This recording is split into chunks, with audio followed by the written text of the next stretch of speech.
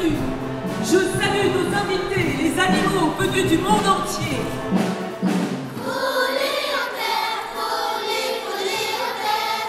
Grigny va entrer dans une nouvelle ère en fait. Dans le moment dans lequel nous sommes, nous considérons politiquement que la culture est déterminante. Que dans une ville extrêmement jeune où on a une culture du travail sur les jeunes publics, on a un champ des possibles absolument incroyable. Et cette convention en fait, elle va nous aider collectivement.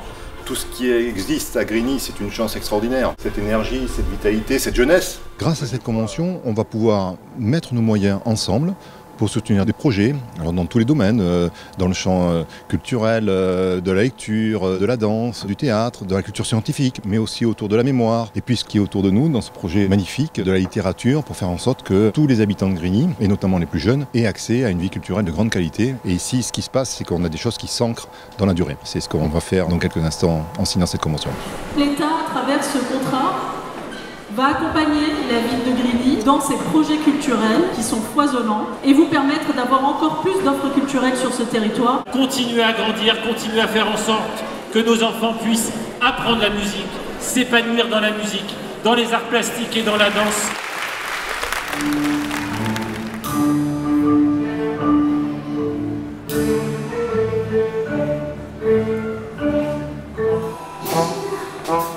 Il y a un mélange d'enfants et de professionnels, donc c'est pas forcément des enfants qui ont un gros niveau, et c'était l'objectif aussi de la commande, et arriver à faire quelque chose qui soit pas non plus ennuyeux, trop simple, qui les challenge, mais qui en même temps les valorise. C'est ce que j'ai essayé de faire, et j'étais vraiment super content de la part des réactions des enfants, qui étaient très enthousiastes, qui prenaient pas ça du tout comme quelque chose de scolaire. Bravo aux enfants, c'était incroyable.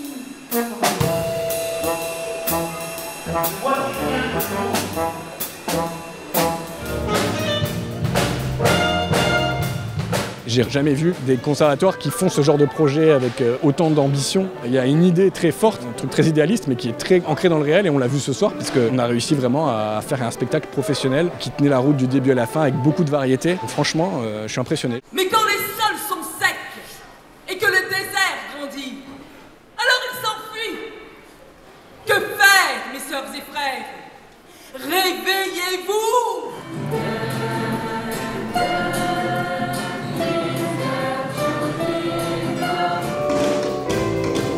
Ça reflète exactement ce que le conservatoire représente, ce qu'il est.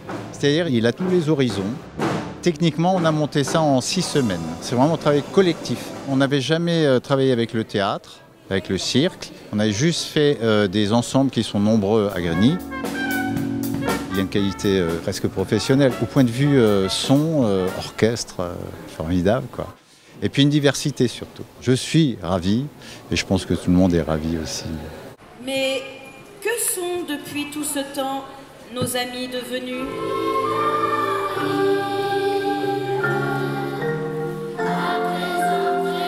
Un grand coup de chapeau. Ça fait partie de ces moments magiques de Grigny. Un collectif, l'addition d'enthousiasme, d'écoute de l'autre, de la joie, de la solidarité. C'est absolument magique, et tous les 2 ans, ça monte de niveau. Aujourd'hui, l'addition de la constellation des frères Kazamarov, ça montre qu'il y a quelque chose qui se passe en matière culturelle à Grigny. La Cité des Cultures prend forme. On a encore des chemins merveilleux à faire.